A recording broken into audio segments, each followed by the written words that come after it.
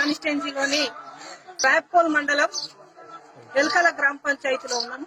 ఇక్కడ కనుక మనం చూసుకుంటే ఓ ముసలవ ఇల్లు డబుల్ బెడ్రూమ్ ఇస్తామని చెప్పేసి అతను ఓట్లు వేయించుకున్నారు. ఇట్లాంటి ఊరి గుడిసెల ఈమె ఇవాళ ఉంటుంది.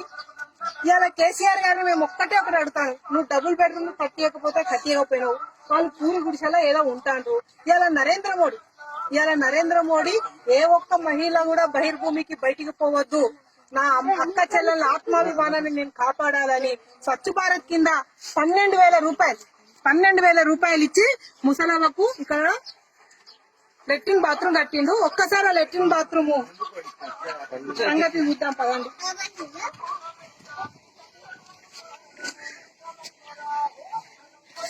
ఇది నరేంద్ర మోడీ కట్టించిన లెట్రిన్ బాత్రూమ్ పరిస్థితి. ఇది 12,000 రూపాయలు ఇవాళ కేంద్ర ప్రభుత్వం నుంచి వస్తే ఇక్కడ ఉండేటువంటి టీఆర్ఎస్ కాంట్రాక్టర్లు కానివ్వండి, టీఆర్ఎస్ నాయకులు కానివ్వండి, టీఆర్ఎస్ సర్పంచ్లు కానివ్వండి ఏం పని చేస్తారు? ఇలా డబుల్ బెడ్రూమ్ ఇల్లు కట్టియే శాత కాలేదు. ఇవాళ కేంద్ర ప్రభుత్వం నుంచి వచ్చినటువంటి స్వచ్ఛ భారత్ లెట్రిన్ బాత్రూమ్ ను కూడా ఇవాళ నిరుపయోగంగా, ఇవాళ లబ్ధిదారులు వాడుకోలేని విధంగా, ఇవాళ వీటికి డోర్లు లేవు.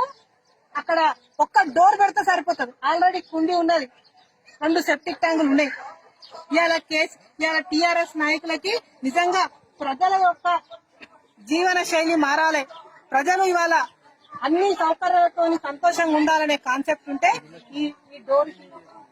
ఈ లెట్రిన్ బాత్రూమ్ కి డోర్ వచ్చే కేవలం ఓట్ల రాజకీయం నడుస్తుంది తప్పితే ప్రజల బాగోగులు పట్టించుకునే పరిస్థితులు ఈ టీఆర్ఎస్ నాయకులు లేరు. కాబట్టి మేము విజ్ఞప్తి చేస్తాను, ఇవాళ కేంద్ర ప్రభుత్వం నుంచి వస్తున్నటువంటి ప్రతి ఒక్క పైసా ఇవాళ వినియోగపడాలి అంటే తెలంగాణలో ఇవాళ దుబ్బాకల రఘునందన్ రావు గెలవాలి, పువ్వు గుర్తుకు ఓటేయాలని చెప్పేసి కోరుతా ఉన్నాం.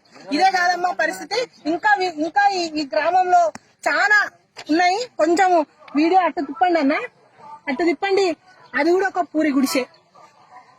వాళ్ళు కూడా డబుల్ బెడ్రూమ్ వస్తాయనే ఆశపడతాడు. ఆ పూరి గుడిసె అట్లే ఉన్నది, కానీ నరేంద్ర మోడీ కట్టించినటువంటి లెట్రిన్ బాత్రూమ్ మాత్రం వాళ్ళు వాడుకుంటారు. చూడండి, ఇలా వాళ్ళు 400 రూపాయలు వాళ్ళ కూడా ఇట్లనే ఇడిచిపెట్టిరట. ఇట్లనే ఇడిచిపెడితే 400 రూపాయలు వల్ల పోయి ఆ డోర్ తెచ్చి పెట్టుకొని ఆ ఇంట్లో ఆ లెట్రిన్ బాత్రూమ్ వాడుకుంటారు.